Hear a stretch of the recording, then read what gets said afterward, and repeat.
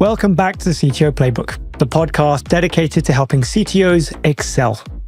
Today, we're talking about a transition that I personally have never felt drawn to, moving from CTO to CEO. I love being close to technology, and my wife Janine thrives in the CEO role for our company.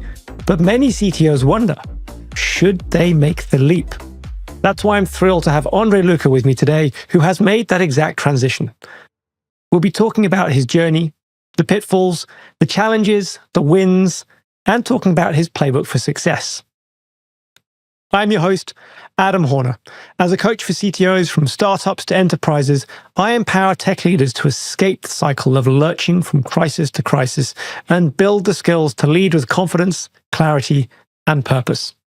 I provide practical, personalized coaching tailored to the challenges faced in your organization, helping each CTO shift from reactive problem solving to proactive strategic leadership.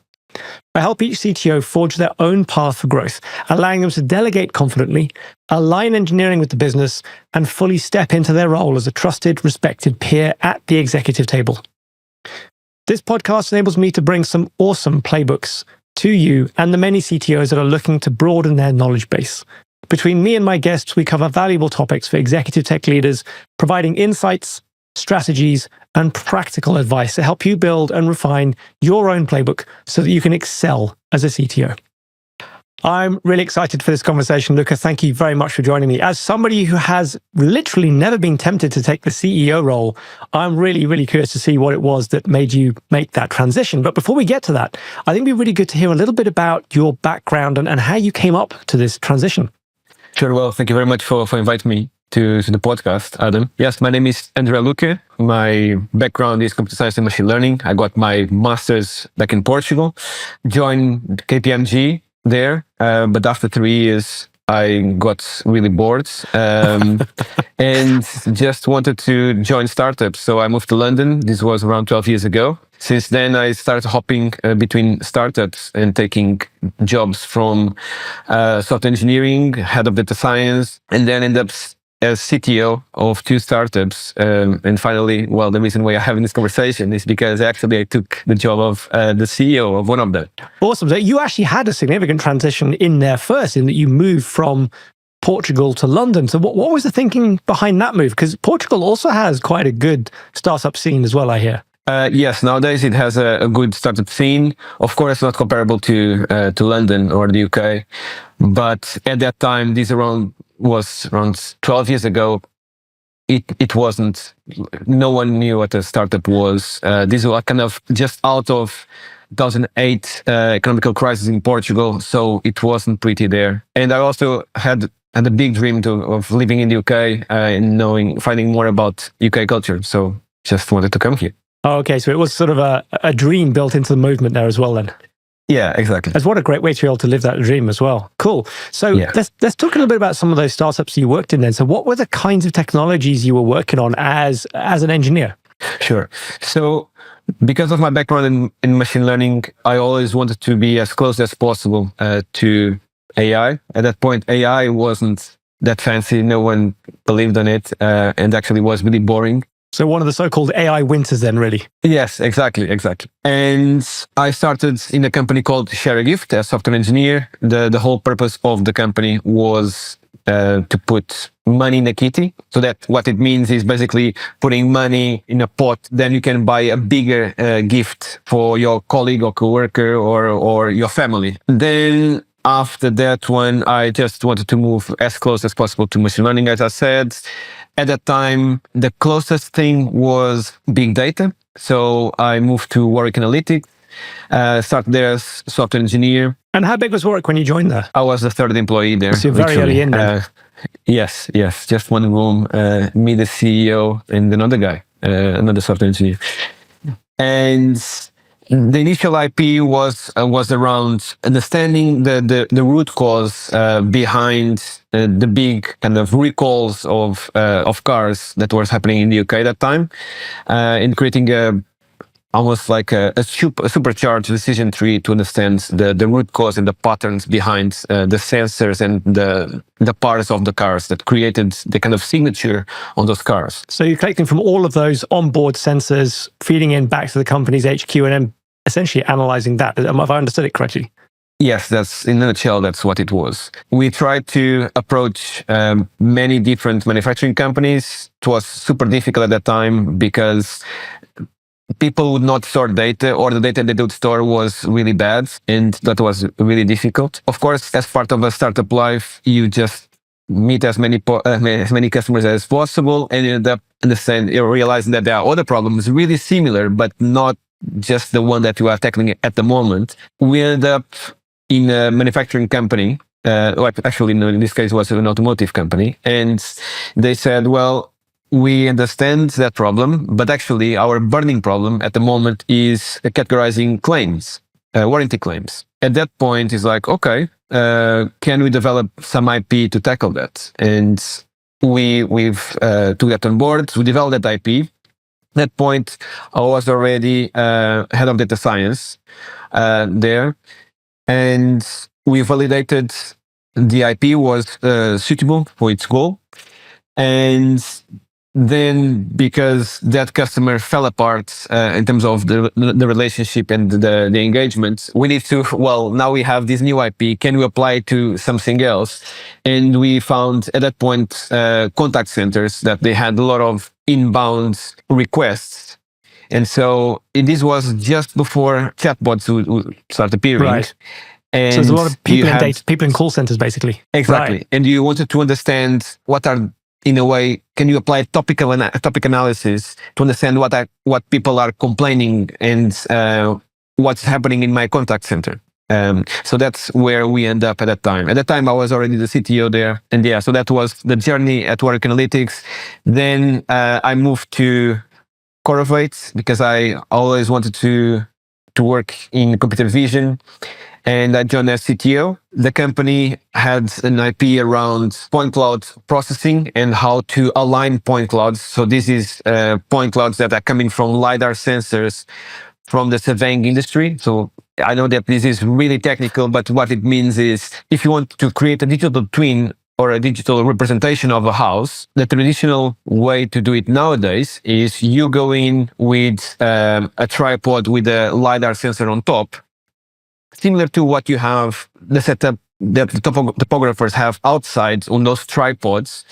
And then they scan the house, but because each scan is static on in its position, it creates a bubble or a scan, a point cloud. Right. And you need to take multiple point clouds of the building.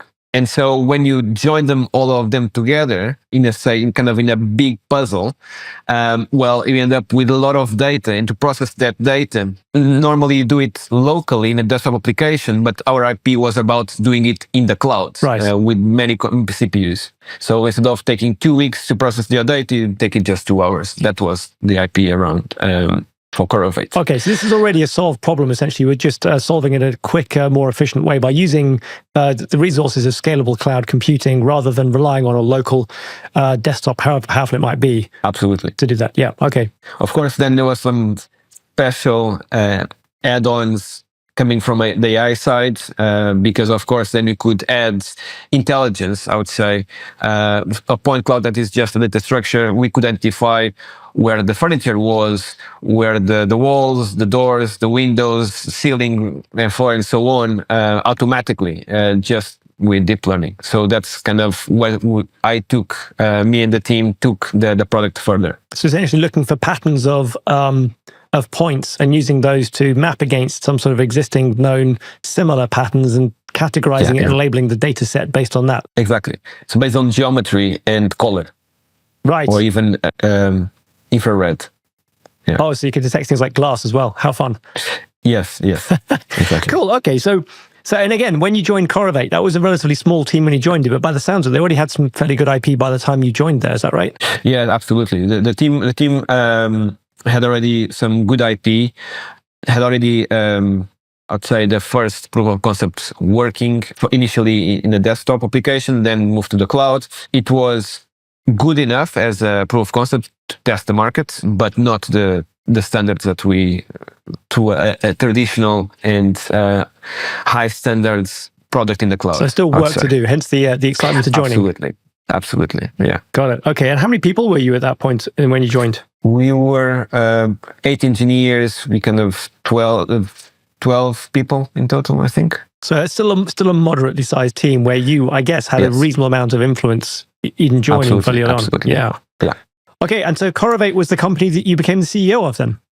That's correct. Awesome. So let's just quickly go back to that little bit of journey then, because I think that's the exciting bit for most of our listeners to figure out. So what was it that motivated you to become the CEO from being the CTO, which is already, let's face it, an executive role? And so I just want to take you back to sort of the day when you first thought or considered about becoming the CEO. How did the thought come about, and what were your thoughts at the time? Well, during this journey, I had several, I would say, entrepreneurial projects. All of them I tried always to, in a way, become the CEO, but it never happened. I always had this attraction for the challenge. But when I moved to Corate, there were some internal politics that they were happening, and I was focusing on the tech and just there's so much work to do here. Like, please don't talk to me. I just want to focus on tech, get stuff done, and so we can move forward. But unfortunately, well, things happen, and really, I need to get involved. Initially, it was the board was really happy with what I did and how I orchestrated the change of the team, orchestrated the new engineering processes, and the trajectory that the product was taking. And so they proposed me to become the next CEO. At that time, unfortunately, I could not accept, because first there was so much work to do on the tech side. Also, there were some HR political projects ongoing, and I don't want to get involved in kind of those projects. Plus, the company was running out of money, and so we needed to look for another round. And I would say the accumulation of the three different fronts would be too much, I would say. And so I rejected that invite. Right. So even though it was something you'd wanted to do, there was just these hurdles you looked at and thought, this doesn't look like fun. This doesn't look like a good setup to become the CEO. But so it was the board who approached you to become the CEO then. So there'd been some sort of transition or previous event that had caused the board to come to you then. Yes. So the previous CEO, he resigned. Of course, there were some disagreements, political disagreements at the board level. At that point, we didn't have a CEO, and then the board approached me. First, I rejected, and of course, I thought, should I have actually taken this step forward? So I had doubts about that decision then. Exactly. But I think it was the right for me, and also right for the company, because I could not fulfill the role correctly. Yeah, because you still have a lot of tech work to do as well then. Oh, the product work, I should say. Yes, exactly. I will have to accumulate the CTO role and the CEO. And so at that point, I rejected.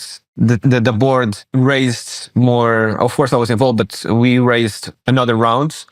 And the board came again and asked me if I wanted to be the CEO. At that point, the HR project has finished, and we had a new runway. It's like, okay, well, I think now is the right time to go and do this. And so I said yes. So that was the beginning of the journey. Cool. And when you did that, were you still responsible for the technology as well? So did you continue to wear the hat of sort of CTO and CPO at the same time?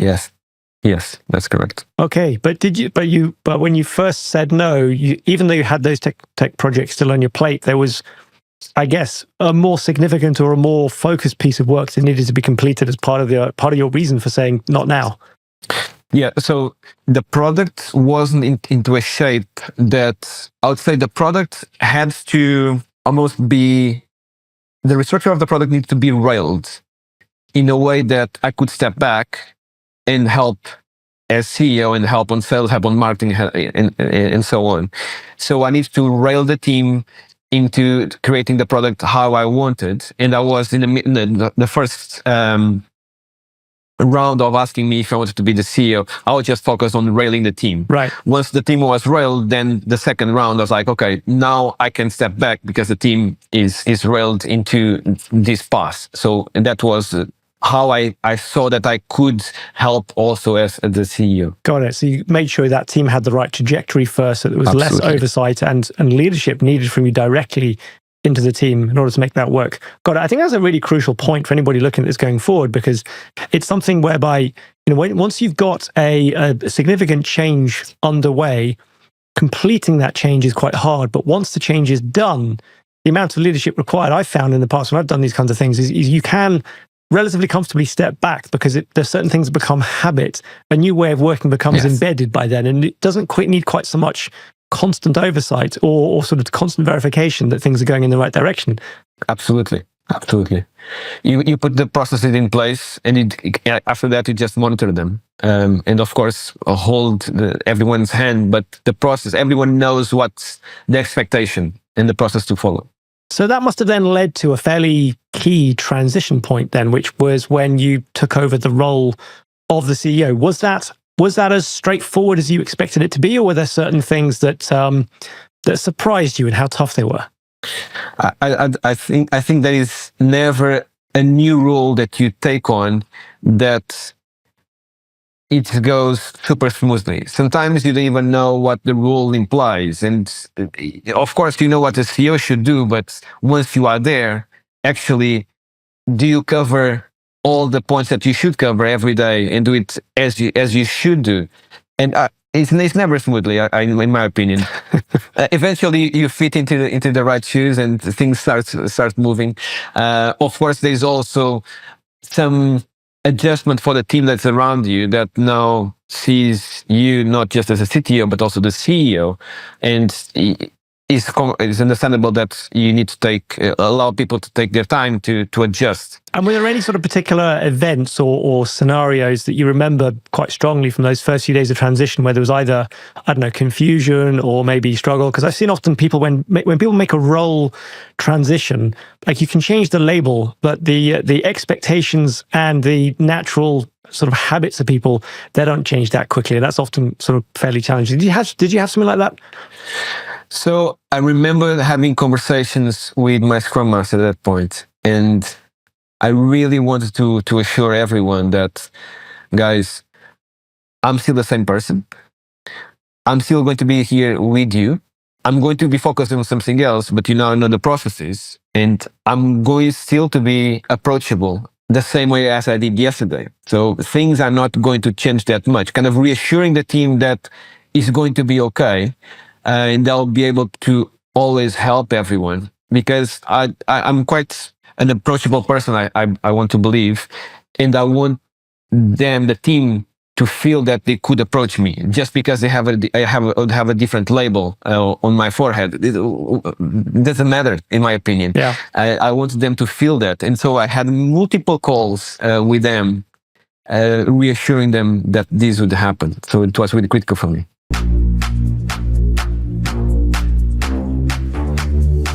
Hey everyone, quick question for you. Have you ever thought about starting a video podcast like this one? I want to introduce you to the team behind my show, Podigy. This podcast has been one of the best marketing tools for my business. And thanks to Podigy, all I have to do is record. They handle everything else. Editing, publishing, and making sure it's optimized perfectly for every platform. They're usually fully booked, but right now, they have a few spots open for new clients. As listeners of this show, you get 10% off launching your own podcast or optimizing your current one. All you need to do is follow the link in the description to book a free one-to-one podcast planning session with Podigy.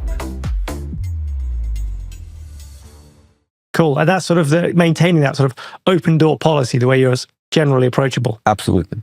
Yeah. Okay. And so when you transitioned into the role then, I mean, what were the things about becoming a CEO that you didn't necessarily predict that ended up being better than you expected, or things that were a delightful surprise you didn't see coming? Right. So, of course, I was involved in, before becoming the CEO, I was involved in sales meetings. I was involved in marketing meetings, but I was never calling the shots. So that challenge of now I'm the one calling the shots, that was interesting. It was challenging. I normally tend to have a collaborative approach, so I try to bring everyone in and try to validate with other people their opinion, because would be silly of me to not hear the head of sales that has more experience on sales than me. And so I want to together, because I would be working with him every day, I would in a way involve him and get his commitment into the final decision. So that was my approach. I did that for the marketing side, for the sales side, but stepping into these new buckets of decisions, sales, HR, marketing, that now you have to lead or give a direction to the heads. Yes, that was in a way challenging, but I really appreciate it. And I had a lot of fun in a way, even though sometimes they were painful. Yeah, and I presume your new colleagues were helping you through those transitions as well, because often there's sort of almost some groundwork that you need to do to sort of learn the 101 of each of those professions before you can not step in the obvious mistakes. Did you find some of that as well? So getting up to speed on the basics of some of the other skills? Oh yeah, absolutely. So I was reading about pricing models and multiple ways to do pricing models, and also how to do marketing, online marketing, and so on. I never had to. Of course, we had an understanding because we use internet every day, but when you have to really think about the mechanics of it, it's really good to brush that kind of knowledge, but also be humble to understand. Well, is it possible for you to know everything? It's okay to not know, and to be curious and go and chase and learn more. Yeah, and it's one of those things I think most engineers love is learning new things. So I can imagine that was sort of gratifying from that perspective. I've, as somebody who has actually never been tempted to take the CEO role. In fact, in my own little business, my wife is my CEO. That's how much I much rather stay in the CTO role. Do you think that there are particular traits or capabilities or experiences that are particularly suited to that CEO role compared to the CTO role? I think at Corate, it worked really well because it was a really deep tech company. And because I was already the CTO, I knew the market, I knew the technology, I knew the team, I knew the product. I could take that into the CEO. I could speak with customers really, really well.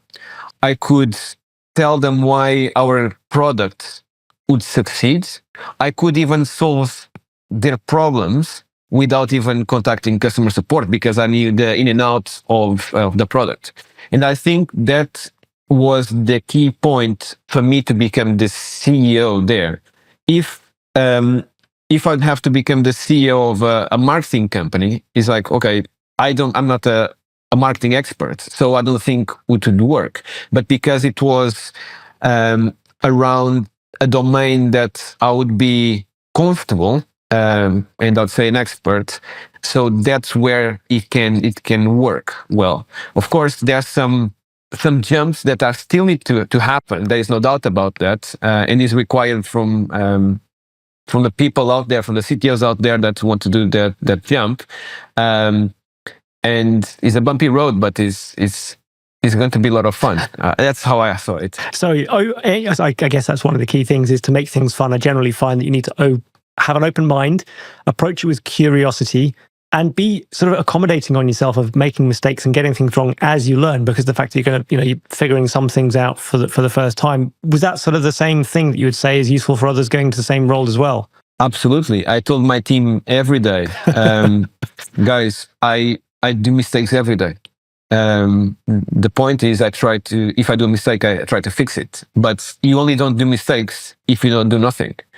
So just go for it. Don't be shy. And yeah. Cool. So throw yourself in full force. So once you became the CEO, Andre, how did you sort of set the goals and the direction to go in? How did you figure out how to keep people moving forward at each stage, after that transition from CTO to CEO, where there's obviously a big break in what people were expecting of you and what you expected of yourself? So that's a good question. So in the beginning, one thing that I found myself was, okay, I have a goal. I run with the team as fast as I can to that goal. But then when I reach the goal, it's like, okay, now I'm demotivated. And it was obvious to me that my communication to the team, to the boards, to customers, was mirroring that mindset. And so I realized after some months that I have to be always with a goal in mind. And so I was setting a goal. That goal could be a new feature, could be a trade show, could be a trip, could be something, could be landing a customer. And when I set that goal, I would work really hard with that in mind and would try to bring the whole team into that goal. They would also be moving and working hard towards a single objective.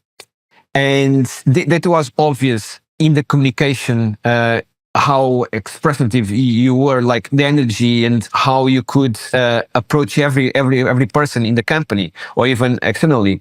We're talking about customers, boards, engineers, everyone. And when I reached that goal, I had immediately to think about, in a proactive way, what is the next goal? What is going to keep me motivated? And I would find crazy things. Can be a feature, can be a new release, can be a trade show, can be whatever. But it really worked out for me, and I could see the benefit of it for the team. So in a way, I was in massive adrenaline rush all the time, and I was completely pumped in adrenaline. It was great. That was a key point for success for me. Absolutely. And as you were setting those goals, did you sort of have those goals pre-lined up as part of your overall strategy? Or was it a case of each time you hit each one, you sort of had to think, okay, what's the next one that's in line with the overall strategy that I can use as my next motivator? In a completely ad hoc way. I would not have the goal set up in the timeline. I would, and not a sequence of goals. I would have one for, let's say, 2 weeks, a month. And when I reach that one, I need to think what I can focus on to keep me motivated. Literally, just like this. Yeah. And were some of them around sort of revenue targets and sales goals, or were they always sort of events that would happen? No, it could be revenue or a new customer or new projects. Could be a trade show. Could be a release of an infrastructure feature, or even a product feature, like a customer facing product feature. It could be even hiring a new person. It was something that would keep me motivated, and the energy that I could take out of it would keep the team motivated. I think that's the important point, because of course, if I speak really like in a boring way, I'm not going to convince anyone to join in or anyone to tag along and work energetically with me. So I need to be the first one to be motivated. That is the key. Right. You keep your excitement levels up, then you can infect everybody else with the same levels of excitement. Absolutely. Got it. And I presume then, correct me if I'm wrong, did you also manage to celebrate those milestones, those successes when you hit them? So you had that constant level of sort of reinforcement that these are good things to do? Yes. Some of them with the team. And as part of the Scrum ceremonies, I would share with the team, and we also celebrate. And I always try to bring back to the team like how proud they should be of what they actually delivered and we achieved as a company. And some of them were just personal, and I would share with myself, with friends, or my girlfriend, family. But yeah, some of them was just myself. If it was just an internal one, that would not be bothered. But I try to, in a way, because the goal was to keep myself motivated, but keep other ones motivated. Try to externalize and project into other people that as much as possible. Awesome. I guess one of the key things on that is, were there any moments when you sort of thought, oh, this mistake is too big, I'm in over my head, how can I get through this? Did you have those serious doubts in your mind about whether you've made the right decision? I'd like to share a moment, if I may, where I thought this is like a really stressful time. So the person that endorsed me to become the CEO, it was a good friend of mine that really trusted me and saw value in me. And this is a director of the board. Unfortunately, this person passed away some years ago. But it was, so the point is that I really valued his opinion. Of course, this is a double-edged sword because you really value his opinion. So when he would come with a request or with a suggestion, at that point, I will have to consider it. Of course, we were running out of money. The runway is getting shorter, and he wanted to extend the runway, and he suggested that we would basically shrink the team so we could extend the runway while we would sell a specific API as a product and not invest in the second products that would be released 2 weeks later. Right, okay. At a trade show. And in my mind, that I was in the trenches with the team, is like, now he's suggesting, this person that I really admire and I really have huge consideration for his opinion, is suggesting me to shrink the team and drop completely the product that's going to be ready in 2 weeks. And I don't see the value on this API. So as you can imagine, 2 weeks after working for 6 months in these products, even considering that I would have to get rid of elements of the team, let them go. People, I guess, you'd hired probably personally in many cases. Absolutely. And in a way, in a startup, well, they're not becoming your family, but it's close to that. Like, you spend so much time after hours working with them. The stress levels were just over the roof. I remember to be doing yoga that weekend. So I got the news or the suggestion on Wednesday. That weekend, it was really difficult for me. And I remember doing yoga and laying on the mat, and I couldn't even stop thinking about this. I could not sleep. It was horrible. But at some point, and I think this is the key point, I had to, okay, fine. Let's put all the emotions aside about what I think, my ego and what I think doesn't matter. Let's put all of them aside.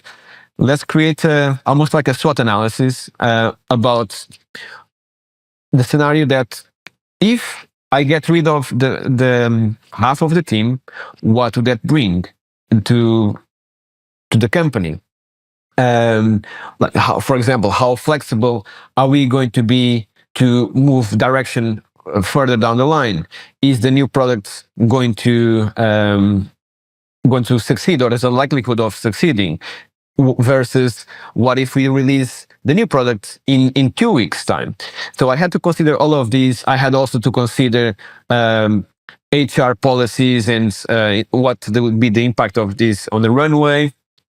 And after that, I could say, look, if we take decision A, we just extend runway for a month versus all the risks that we are going to take by doing that, and the impact that would have on the morale of the team.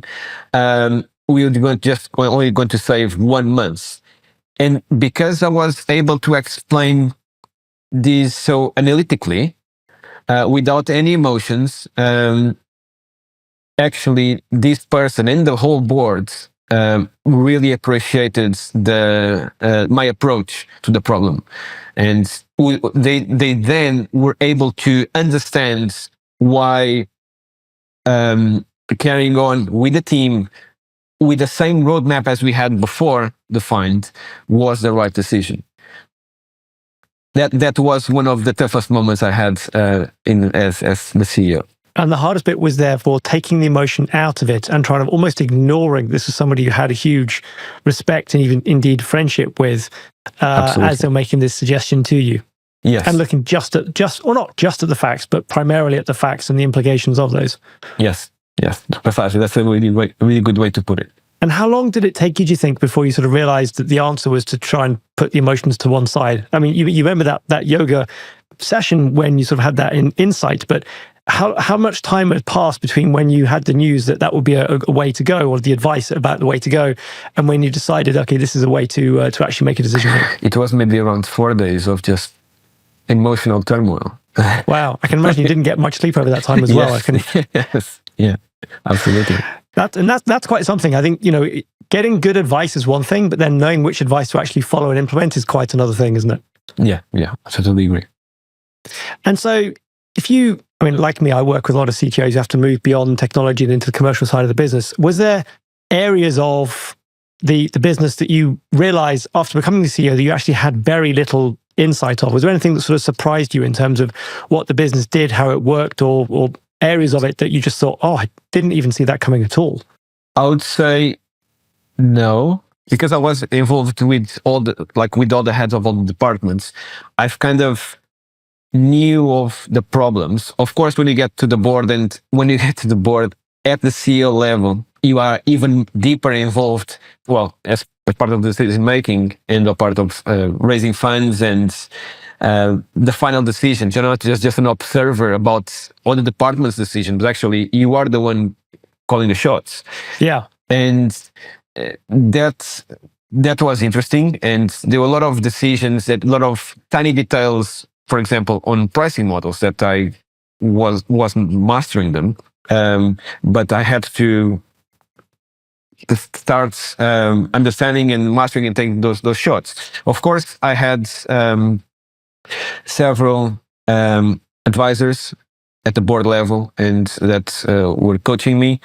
And it's really important to, in a way, being humble and inviting other people to contribute and to help you to take a better decision. I don't think when we are inviting other people to come and contribute, and you completely put your ego aside, normally people come and help you. And even if you completely trash your way of thinking, as long as they can justify that it's better, at least for me, I want to believe that we can end up in a better scenario than with me on my own. So at least that's how I see the world.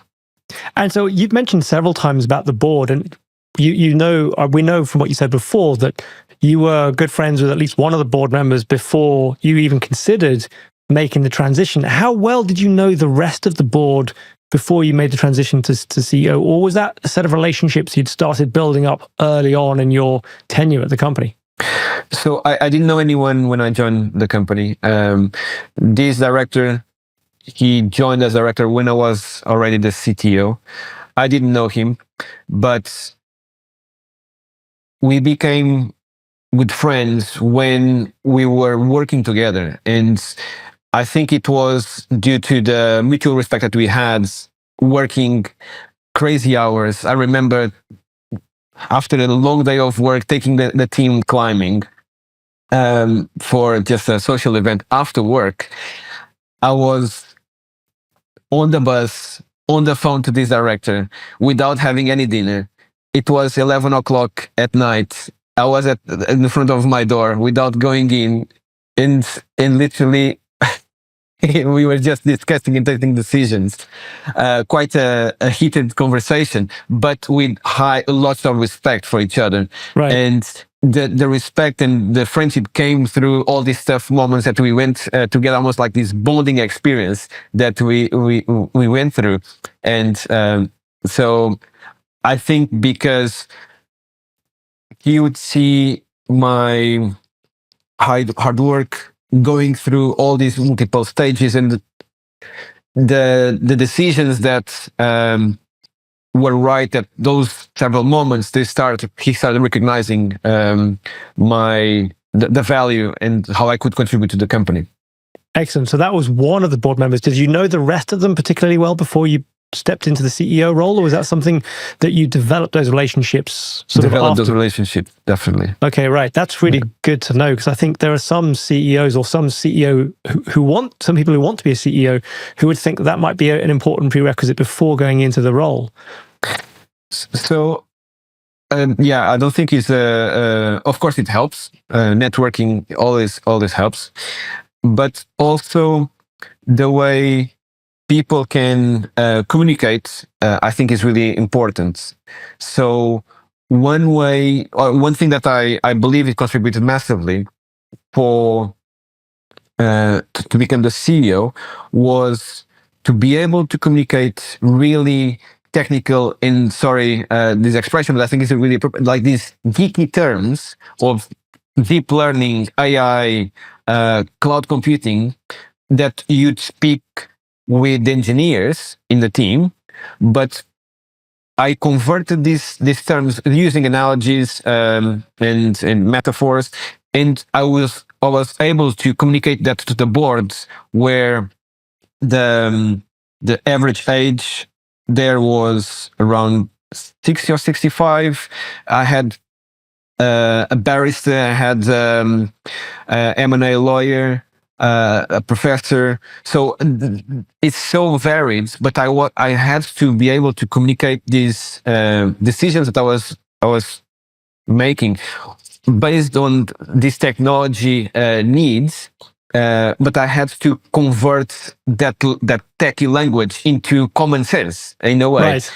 So something that almost anybody can understand, basically. Absolutely. And so I had to, I believe that the way I communicated created trust in these people that would not understand tech. And so they would trust this person that at least can communicate and explain to them what is happening on the tech department. Yeah. And I always say that trust is a really fundamental part of pretty much any leadership role. Would you say that trust that you earned from the board was a key part of your success as a CEO then? Absolutely. And also delivering things on time and explaining things, it always helps. Yeah, the other sort of regular parts of the job are just getting it done. Yeah. Okay, that's great. Cool. I mean, I think in terms of boiling this down into sort of a playbook for other people to be able to follow, then I've written a few notes, but I really appreciate, Andre, if you can help me as I go through and try and boil down all that great advice into a bit of a playbook. So in terms of sort of the prerequisites, the things you need to do before getting to that point of becoming the CEO, then I wrote down that there was sort of getting the right conditions before you set there's the transition, to make sure that you've got the right situation where you've actually set up for success, as that was one of the first things to do.